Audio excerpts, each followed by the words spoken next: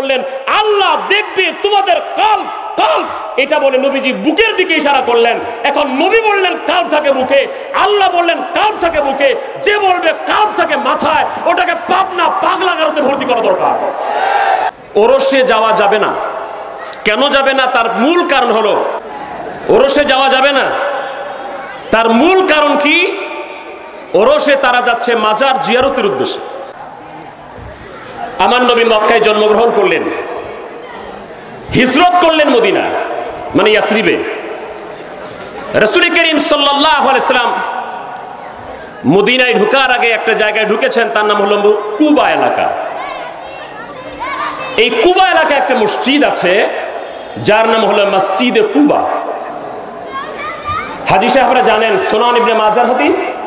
আমি নিজে সেই জায়গায় মসজিদের দেওয়ালে হাদিসটা লেখা দেখেছি। আমরা এবার কম বলছি, সময় যেহেতু কম। আমার রাসূল বলছেন এই জায়গায় যদি কেউ এসে 2 রাকাত নফল নামাজ আদায় করে, সে একটা কবুল উমরার সওয়াব লাভ করবে। আমার নবী মাঝে মাঝে ওই মসজিদে যাইতেন, শনিবার, অন্য রাওয়ায়াতে সোমবার। নবীজি মসজিদে নববী থেকে ওই মসজিদে যাইতেন, ইচ্ছা করে যেতেন। এখানে আমি আরেকটা মাসালাকে স্পষ্ট করে দিচ্ছি। আমাদের দেশে প্রচলিত একটা মাসালা ধারণা আছে, ওরসে যাওয়া যাবে না। কেন যাবে না? তার মূল কারণ হলো, মুফতি আব্দুল কাদের একটু খেয়াল করুন, ওরসে যাওয়া যাবে না, তার মূল কারণ কি? ওরসে তারা যাচ্ছে মাজার জিয়ারতের উদ্দেশ্যে। তো যেহেতু জিয়ারতের উদ্দেশ্য করে যাওয়া যাবে না, অতএব কোন ওরসে যাওয়া যাবে না। মূল পয়েন্ট হলো বুখারীর হাদিস, নাসাঈর হাদিস, লা তুশাদ্দুর রিহাল ইল্লা ইলা সালাসাতি মাসাজিদ, মসজিদুল হারাম ও মসজিদে আকসা ও মসজিদে হাজা। এবার একটু উল্টাপাল্টাও আছে। রাসূল বলেন 3 মসজিদ ছাড়া উদ্দেশ্য করে বের হবে না। একটা হলো মসজিদে হারাম, আরেকটা হলো মসজিদে আকসা, আরেকটা হলো আমার মসজিদ মসজিদে নববী। ভাই সাহেবরা হাদিস পেয়ে গেছে যে এই 3 মসজিদ ছাড়া আর কোন মসজিদের উদ্দেশ্যে যেহেতু বের হওয়া যাবে না, অতএব মাজার জিয়ারতের উদ্দেশ্যে বের হওয়া যাবে না। কোন জায়গার মাসালা লাগাইছে? কোন জায়গায়? এটা কেন রাসূল বলছেন আমরা অন্যদিন বলবো, তবে একটি বিষয় ক্লিয়ার হয়ে নেন, আমাকে স্পষ্ট করে দেখাতে হবে। কিছু কিছু ভাই সাহেবরা বলেছে যে আপনার বাড়ি এক জায়গায়, আপনি গিয়েছেন সিলেটে, ওখানে শাহজালাল রহমতের মাজার আপনি জিয়ারত করতে পারবেন। আপনি গেছেন আজমিরে কোনো কারণে, সেখানে মাইনুদ্দিন চিশতির মাজার আপনি জিয়ারত করতে পারবেন। কোনো কারণে গেছেন বাগদাদে, সেখানে বড় পীর আব্দুল কাদের জিলানীর মাজার আপনি জিয়ারত করতে পারবেন। কিন্তু উদ্দেশ্য করে যেতে পারবেন না, আল্লাহর নবী নিষেধ করেছেন।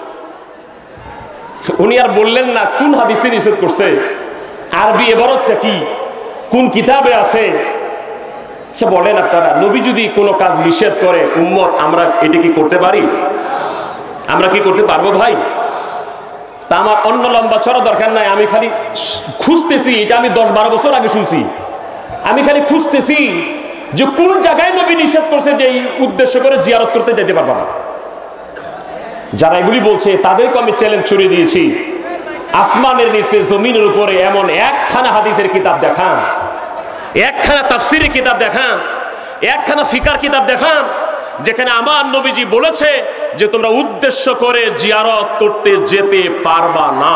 একখান দেখান, ইনশাআল্লাহ কিয়ামত পর্যন্ত পারবে? পারবে আব্দুল কাদের? পারবে না।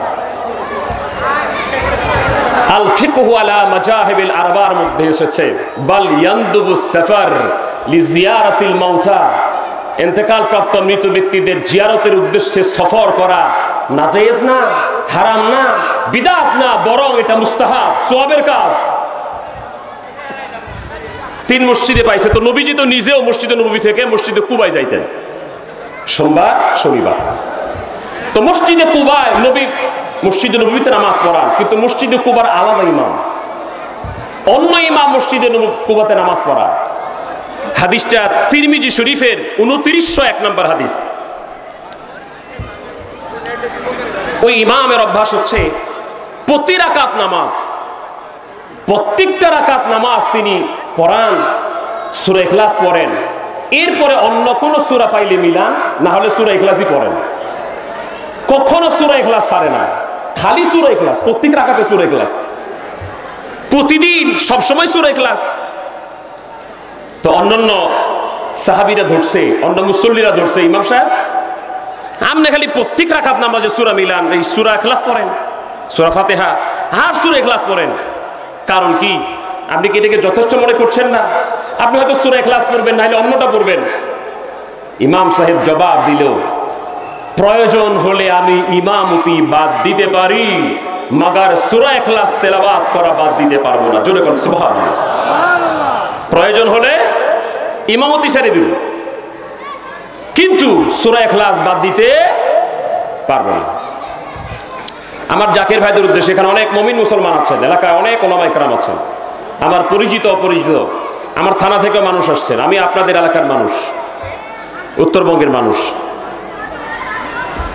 আমার কনফিডেন্স লেভেলকে বুলন্দ করে, আমি জানি না আপনাদের কতটুকু, আমার কনফিডেন্স হচ্ছে আমরা যে সত্যের সন্ধান পেয়েছি, দয়াল নবী রাসূল পাক সাল্লাল্লাহু আলাইহি ওয়াসাল্লামের সত্য তরিকা পেয়েছি, বিশ্ব জাকের মঞ্জিলে যাবার বদৌলতে আমরা যে আল্লাহ রাসূলের প্রেম শিখেছি, বিশ্ব জাকের মঞ্জিলে যাবার বদৌলতে গভীর রাত্র ৩টার সময় উঠে আল্লাহকে ডাকা শিখেছি, ইয়া আল্লাহ, ইয়া রহমান, ইয়া রহিম। নবীজির শানে দুরূদ ও সালাম পেশ করে নবীজির মহব্বতে কাঁদা শিখেছি। আমরা দুনিয়ার সব কিছু বাদ দিতে পারি, আমরা সত্য তরিকা বাদ দিতে পারবো না, পারবো না, পারবো না। ভাইরা আমার, অনেক মানুষের ধারণা আকৃষ্ট হয় কি, আচ্ছা এখানে যারা এসেছেন, আপনারা যারা জাকের ভাইরা আছেন, বাইরে কিছু মানুষ হয়তো যারা মাইকের আওয়াজে শুনছেন, আমি ব্যারিস্টার মোড়, এটা আমার অপরিচিত না, আমি খুব ছোটবেলা থেকে ব্যারিস্টার মোড়ে আসেন, খুব ছোটবেলা থেকে। এখানে মাইকের আওয়াজে আলেম ওলামারা যারা শুনেছেন, অনেকে লক্ষ্য করেছেন, আপনি আমাকে, আমরা আরো কিছুক্ষণ আছি এখানে, আসর থেকে শুরু করে অদ্যবধি পর্যন্ত, এখন পর্যন্ত আপনি পারলে আমাকে একজন হাত উঁচা করে দেখান যে এখানে একটা ভণ্ডামি হয়েছে।